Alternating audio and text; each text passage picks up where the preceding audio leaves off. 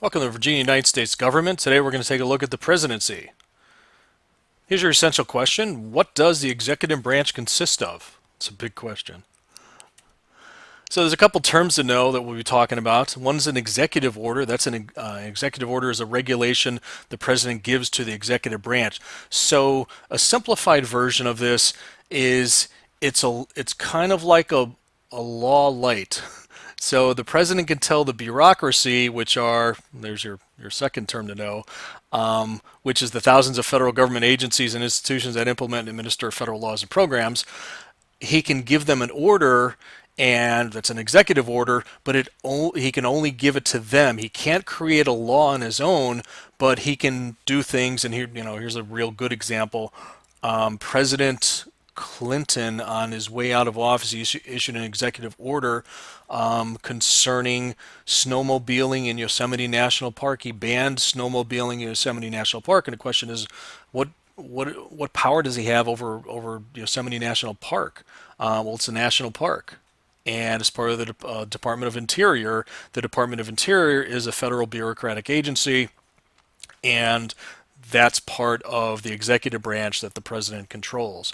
Another executive order, which during President Trump's administration was his travel ban. So he restricted people from certain countries coming to the United States based upon national security, and that was upheld by the Supreme Court. And it's something the president can do because he's not the only one who could deal with national security, but the Supreme Court sided with him and his powers of the president to protect the nation, to where he has that right to do that. And again, the federal bureaucracy, those are all the people who work for the national government in agencies like Department of Veterans Affairs, Department of Education, Department of Homeland Security, the Pentagon, the Post Office. Those are bureaucrats or bureaucratic agencies.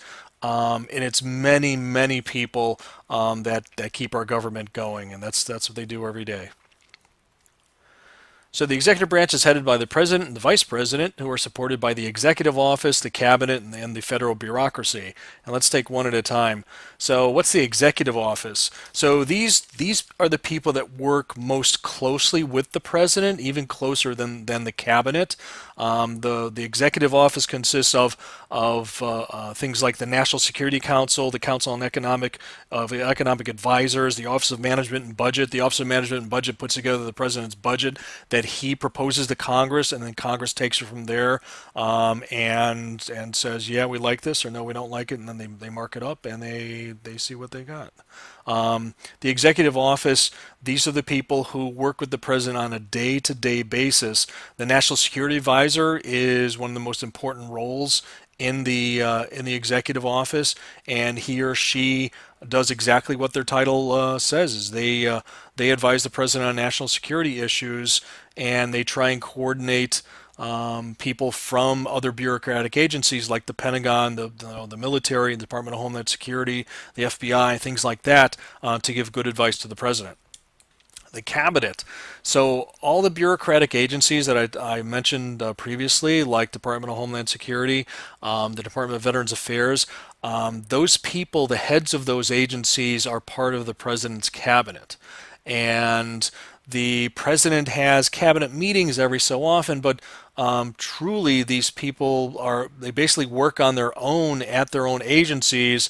They may come together for a photo opportunity of here's my cabinet, but literally they don't sit around. I can't remember the last time the cabinet sat around and actually discussed issues of importance that went across the different department and agencies, because they're so different. So the Department of Veterans Affairs, they have their issues to deal with, and the Department of Education has theirs, and sometimes they come together because they have like issues, but most of the time they don't. It's like separate silos working in different cabinet agencies.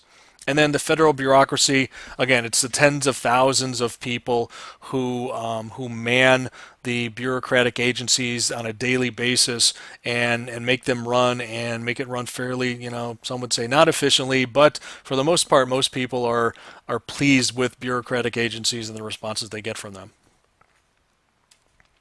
So here's the responsibilities of the president as given to him by the Constitution, overseeing the various parts of the executive branch, like some of those agencies I mentioned before, enforcing laws, because remember, Congress, they make laws, they pass laws. The president carries out or enforces the laws. The president can issue an executive order, like I mentioned before. It's kind of like a law, but it's only relevant to the executive branch agencies. The president can appoint and remove officials. So if he wants someone to be the Secretary of Homeland Security and that person agrees, they have to be approved by Congress. But if the president doesn't like that person, let's just say they're not doing a good job, the president can remove them. They serve at the behest of the President of the United States. The president can also make treaties and executive agreements. So treaties have to be approved by the Senate. Executive agreements do not. An executive agreement is kind of like a treaty light. Almost like an executive order is like a law light. The executive agreements, which have been used more by presidents in recent years, are done because the president doesn't need the Senate to approve them. So therefore, the president has a little more latitude to enter into executive agreements. And then finally, the president is the commander-in-chief. The president commands the military. The president cannot declare war. That's Congress's responsibility. But what the president can do is he can deploy troops. And the last time, here's a little mini quiz. When's the last time that Congress declared war? 3, 2, 1. World War II. So everything in between now and then has been through the president, his power to deploy troops. And so Congress has not declared war, but we've been in quite a few skirmishes, and some would say full-out wars, even calling them wars. But that, if Congress wanted to, they could declare war, vote on that, but they've chosen not to. Since World War II, nothing. And kind of like the legislative branch, the executive branch or the presidency, they check on the other two branches of government. We have three branches of government: the executive branch, a legislative branch, and a judicial branch. So what the president can do to check on the legislative branch, the president can veto acts or laws of Congress, or I'm sorry, bills of Congress, so they don't become law. The president could also call a special session of Congress, meaning he can order them back to work. If they're on their summer vacation or winter vacation, he can order them back to work. And then over the judicial branch, the president can appoint federal judges or Supreme Court justices. He can nominate them, but the Senate has to approve them. And then separation of powers. Again, the government power is distributed among three branches of government. Each branch is independent of one another, and although there is a separation of power, each branch participates in the functions of the two other through a system of checks and balances. Here's your practice question. So what's the president's role in the lawmaking process? A, the president passes bills by himself. B, the president can sign or veto bills passed by Congress. C, the president recommends bills to the Supreme Court. Or D, the president has no role in the lawmaking process. I'll give you a second to figure out which is the correct answer. 3, 2, 1, here it is. Winner, winner, chicken dinner, it's B. So the president can sign or veto bills passed by Congress. So let's revisit the essential question. The essential question is, what does the executive branch consist of? The executive branch consists of the president, the vice president, and the federal bureaucracy. Hope you enjoyed the video. Take care.